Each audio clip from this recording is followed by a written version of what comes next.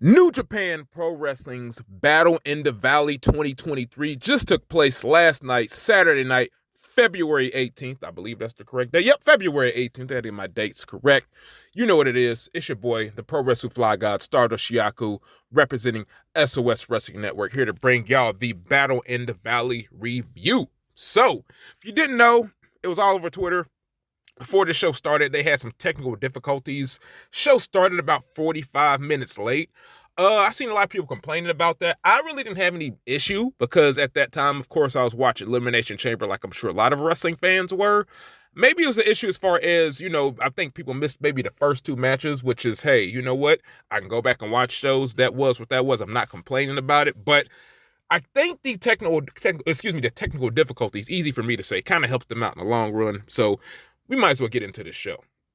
First match we had on the show, we had Adrian Quest, Josh Alexander, Mascara Dorada, and Rocky Romero taking on the DKC, Kevin Knight, Kushida, and Volador Jr. right here. The victory came when Kevin Knight got the victory for his team. Redundant right there, I know. He beat the DKC with a pendulum DDT around 11 minutes and 22 seconds, while simultaneously Kushida had Josh Alexander locked in the hoverboard lock. So it looks like that we're going to get Kushida challenging for the Impact World Championship, which I would definitely be for that match against Josh Alexander. Both of those guys are solid, great wrestlers. And it looks like Kevin Knight might have something going on later in the show. So we'll find out about that. Also, Volador Jr. challenged Rocky Romero to a hair versus hair match. We'll see if that takes place down the line, at what point it does. Stay tuned. We'll find out. Next match we had for the Strong Openweight Championship, Fred Rosser attempting to defend his title against Bullet Club's top gunner right here, Kenta. Kenta got the victory via 16 minutes and 31 seconds after a little interference from Juice Robinson, who hit Fred Rosser with, I think it was like a roll of coins, roll of quarters, something like that. This match was a match. It was okay at best.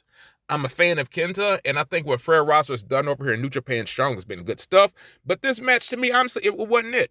I don't want to say it sucked. It was just a match. That's what I'll say. It was just a match. The next match I can't say the same thing for. For the Strong Openweight Tag Team Championships, we had the current champions, the Motor City Machine Guns, taking on the West Coast Wrecking Crew, also of Team Filthy, which is Tom Lawler right here. We get Motor City Machine Guns getting the victory right here at about 9 minutes and 21 seconds, a little bit under 9.5 minutes right here.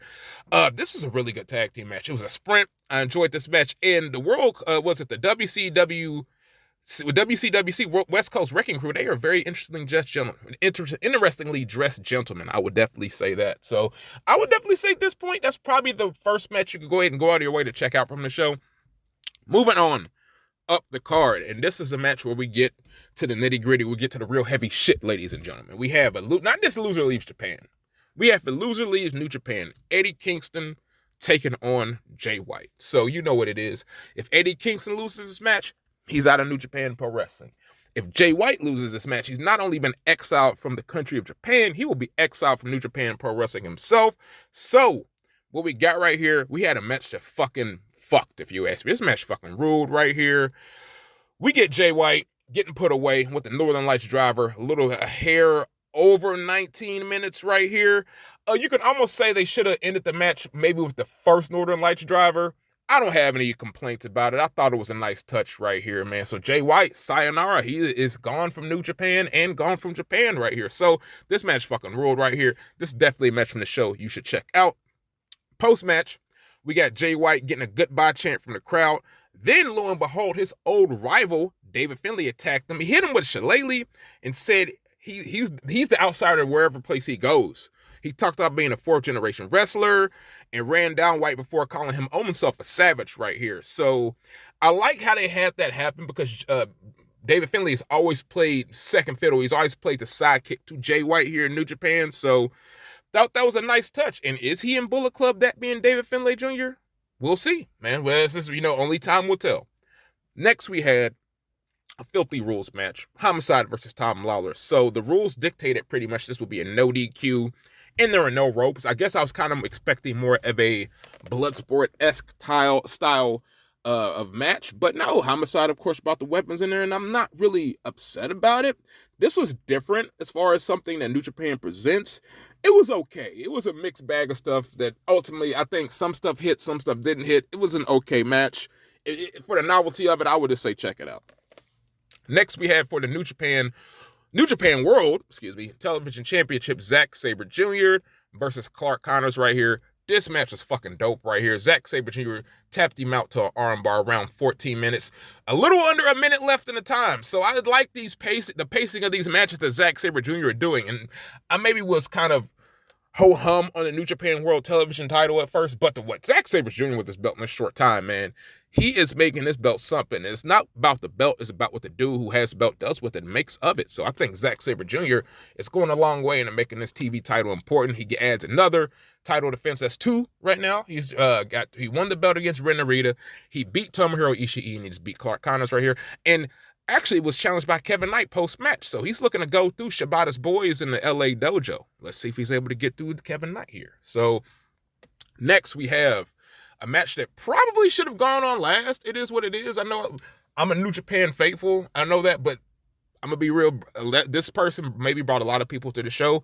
We have for the IWGP Women's Championship, KAIRI attempting to defend her title against Mercedes Mone, formerly known as Sasha Banks, as we all know. This match was a banger, bro. Mercedes Mone is a fucking amazing talent in the ring. So is KAIRI, man. Mercedes got the victory with what she calls the moneymaker around a little over 26 minutes, almost 27 minutes right here. Yeah, this match, once again, it fucked, bro. Sasha Banks, Mercedes Mone, KAIRI, y'all ladies did the damn thing. Give these ladies their flowers because they fucking deserve it, man. Then post-match, we got KAIRI and Mercedes hugging it out as a sign of respect. Gotta love that. That's fucking sweet.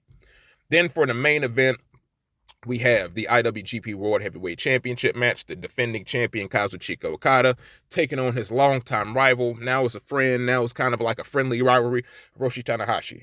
We don't need to go over history because it's just too damn long, the history between these guys right here. This was a good match. This match was over around a little hair over 21 minutes. Got ended with a Rainmaker.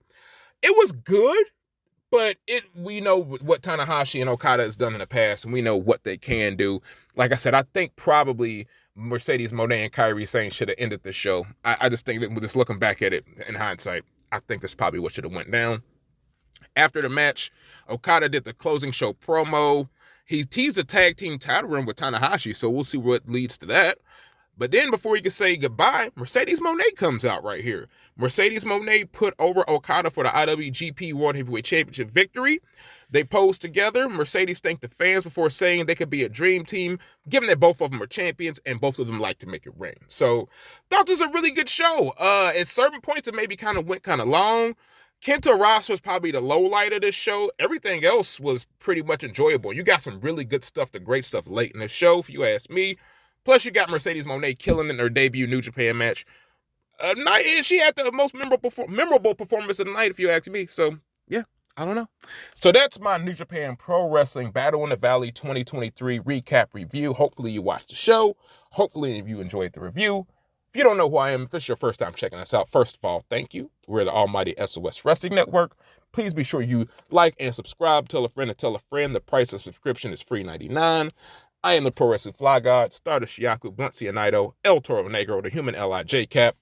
Man, what else more can I say, man? We'll be back at y'all. I guess Fantastica Mania starts this Tuesday. So, yeah, I have some Fantastica Mania coverage for y'all on y'all headpiece. So, I'm up out of here, y'all. Deuces.